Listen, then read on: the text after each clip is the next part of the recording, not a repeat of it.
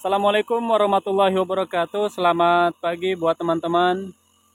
Mudah-mudahan hari ini dalam keadaan sehat walafiat dan dimudahkan segala urusannya. Dan semoga aktivitas dari hari ini tetap lancar dan rezeki yang didapatkan mudah-mudahan mendapatkan keberkahan dari Allah Subhanahu wa taala. Amin ya robbal alamin. Selamat datang di channel Durian Lampung Tengah.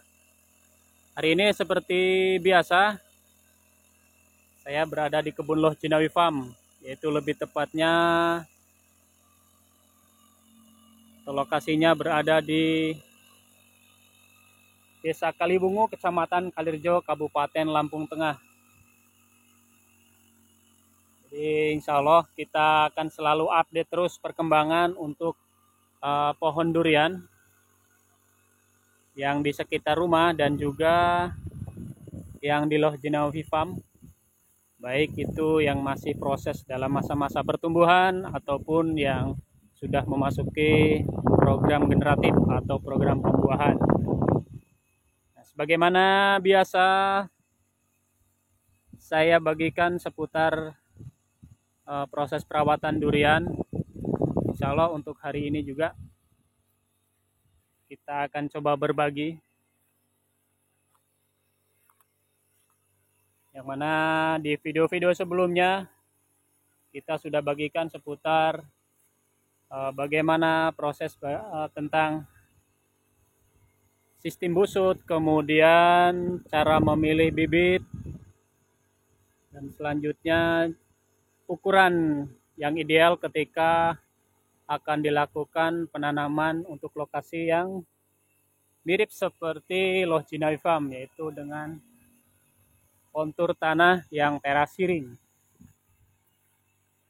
Mudah-mudahan buat teman-teman tidak bosan untuk mengikuti terus aktivitas atau kegiatan saya terutama di Loh Jinawi Farm ini. Dan untuk hari ini di Loh Jinawi Farm sendiri sedang dilakukan pemberian pupuk dengan cara disemprot, yaitu dia dengan Mas Trikun. Di sini juga ada Mas Angga, pemilik kebunnya atau ownernya.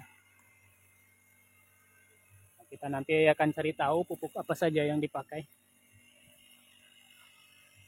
Insya Allah kita hari ini temanya adalah tentang metode atau cara merangsang pohon durian untuk berbunga. Mungkin buat teman-teman mudah-mudahan ada sedikit membantu bagi yang mungkin masih bingung ataupun yang akan sedang melakukan proses pembungaan. Jadi ada beberapa cara yang insya Allah nanti akan saya sampaikan. Nah, jadi cara yang pertama atau metode yang pertama yaitu dengan cara melukai batang. Itu yang lebih murah atau lebih gampangnya dan biasa dilakukan oleh petani dari petani-petani zaman dulu lah, atau orang tua kita atau kakek kita mungkin ketika akan membungakan pohon durian itu biasanya dilakukan dengan melukai batangnya atau disayat. Nah, kemudian yang kedua adalah dengan cara stressing air. Nah, ini untuk stressing air biasanya digabungkan dengan pemberian pupuk MKP, kemudian KNO3 dan juga selanjutnya menggunakan boron. Nah, kemudian yang selanjutnya atau cara selanjutnya yaitu menggunakan Paclobutasol atau PBS yang mungkin banyak diterapkan juga oleh para petani. Dan insya Allah kita coba terangkan satu persatu, akan tetapi saya hanya bisa menerangkan secara garis besarnya ya, paling tidak ya, mudah-mudahan teman-teman juga banyak belajar lagi agar bisa lebih memahami. Nah, jadi yang pertama yaitu dengan sistem mensayat batang atau melukai batang. Nah, biasanya metode ini banyak diterapkan oleh petani-petani zaman dulu, bahkan mungkin untuk yang sekarang juga masih ada yang menggunakan cara tersebut. Apakah efektif? Ya, terkadang efektif, akan tetapi yang menjadi masalah adalah ketika pohon yang dibuahkan dengan cara disayat bagian batang atau dilukai, ketika pohon tersebut tidak sehat, itu yang dikhawatirkan adalah ketika muncul bunga, kemudian tanpa dilakukan treatment berikutnya, mungkin pemberian pupuk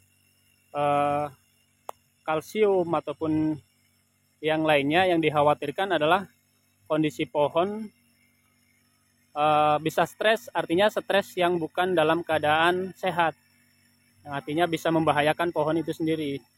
Jadi tidak sedikit pohon yang dirangsang bunga dengan cara disayat, kemudian pohon tersebut tidak dirawat, itu tidak sedikit yang mengalami kematian. Artinya mungkin untuk pohon yang dirawat, artinya diberi pemberian pupuk, insya Allah mungkin aman kalau untuk dengan cara metode ini. Akan tetapi ketika hanya melakukan penyayatan, kemudian tidak ada program lanjutan, yang dikhawatirkan adalah pohon bisa mati. Nah, ini yang disayangkan. Nah, kemudian yang kedua, proses yang kedua yaitu proses stressing air. Mungkin banyaklah kita sudah mendengar. Stressing air artinya menutupi bagian bawah kanopi dengan mulsa atau dengan plastik, itu agar menghindari dari curah hujan yang berlebih. Nah, ini biasa mungkin diterapkan oleh para petani yang untuk lokasinya sendiri mungkin yang MDPL-nya di atas sekitar 500 atau bahkan lebih. Karena biasanya untuk lokasi-lokasi yang di atas 500 MDPL ini biasanya curah hujannya cukup tinggi. Nah, kemudian juga mungkin dilakukan ketika proses pembungaannya pada saat masih dalam musim hujan, memasuki musim hujan. Nah, ini biasa dilakukan juga dengan stressing air. Nah, perlakuan stressing air itu juga biasa dengan digabungkan dengan pemberian pupuk MKP, kemudian KNO3, dan selanjutnya juga dengan menggunakan karate boron, itu yang secara umum banyak petani yang sudah tahu atau sudah mempraktekkan dengan cara ini. Jadi itu tadi, ya paling tidak mudah-mudahan secara garis besarnya bisa dipahami. Dan kemudian yang selanjutnya, ini yang sekarang mungkin masih banyak pro dan kontranya, yaitu pemberian PBS atau Paclobutasol. Jadi banyak dari kita mungkin, nah kalau pemula seperti saya atau teman-teman yang masih belum pernah membungakan pohon duriannya, ya alangkah baiknya untuk dihindari kalau untuk penggunaan Paclobutasol. Karena apa? Karena dengan menggunakan Paclobutasol tanpa kita memiliki standar ataupun SOP yang tepat, itu cukup membahayakan untuk pohon durian itu sendiri. Terlebih terkadang saya juga agak miris melihatnya ketika ada pohon durian yang dilakukan pemberian pupuk perangsang bunga dengan Paclobutasol itu dengan cara dikocor, dan ini sangat disayangkan. Karena apa? Karena sudah banyak petani yang mengalami dengan sistem cara dikocor menggunakan Paclobutasol ini, untuk recovery-nya cukup lama, bahkan bisa memakan waktu bertahun-tahun. Nah, ini kan memakan biaya dan waktu yang lama, juga tenaga. Nah, apakah tidak boleh dipakai untuk Paclobutasol ini? Sebenarnya untuk Paclobutasol juga sudah banyak diterapkan untuk petani durian yang khususnya seperti di Thailand mungkin, kemudian di Malaysia. Akan tetapi untuk SOP-nya memang benar-benar sudah dilakukan secara profesional, kalau menurut saya seperti itu. Nah, kalau di Indonesia sendiri Ya sebenarnya sudah ada petani-petani yang sudah melakukan treatment pembuahan dengan sistem pelakuan Paclobutasol dan aman, artinya setelah selesai panen, kemudian recovery-nya tepat, dan alhamdulillah pohon juga masih subur, dia juga sebenarnya sudah ada, yaitu dengan cara induksi atau dilakukan dengan cara infus batang. Jadi tidak dengan dikocor ya. Kalau dengan dikocor ini cukup membahayakan karena lebih susah untuk lebih sulit untuk recovery-nya. Nah, jadi kalau sebagai pemula seperti saya, alangkah tepatnya kalau pembungaan durian itu tadi atau pemberian pupuk perangsang bunga itu lebih aman lah menggunakan pupuk MKP, KNO3 dan juga boron. Nah, seperti halnya di Loh Jinawi Farm ini sekarang lagi proses pemberian pupuk lanjutan dan juga pencegahan hama. Untuk penyemprotan hari ini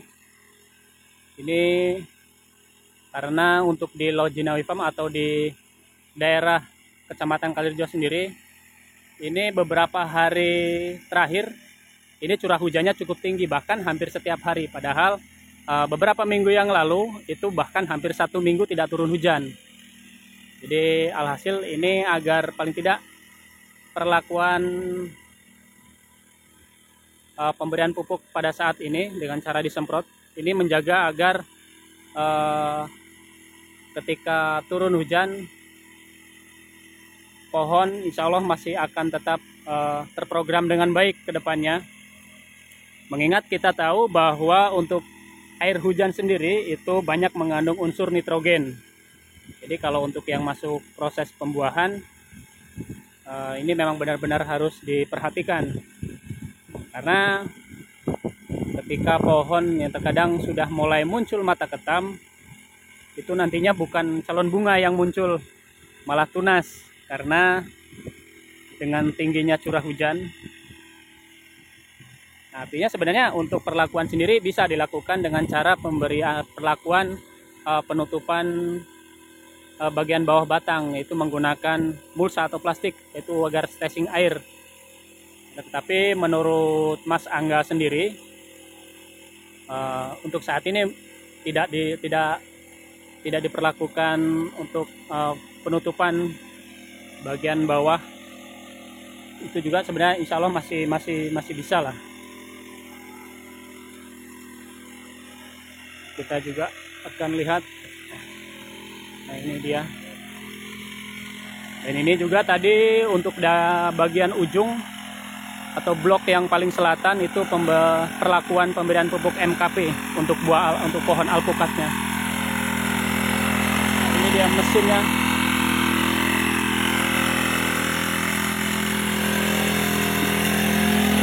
Nah, ini dia pupuk yang dipakai untuk hari ini, mulai dari magnesium sulfat, kemudian Profit Maxi, ini perekat triple, dan ini untuk fungisidanya. Nah, ini inseknya Marshall, dan juga tambahan Vitaflex majemuk. Sebenarnya kalau untuk insektisida dan fungisidanya itu menyesuaikan lah, artinya apa yang mudah didapat untuk di daerah teman-teman mungkin tidak harus merek tertentu, ya paling tidak yang lebih mudah untuk didapatkan lah. Ini dia pohon ocinya. Nah, demikian tadi apa yang saya sampaikan, apa yang saya bagikan, mudah-mudahan bisa sedikit membantu teman-teman yang mungkin yang akan baru memulai proses masuki program generatif. Dan insya Allah ke depan kita akan selalu berbagi seputar perawatan durian, baik yang di sekitar rumah ataupun yang di Loh Jinawi Farm ini. Semoga bermanfaat. Demikian, assalamualaikum warahmatullahi wabarakatuh.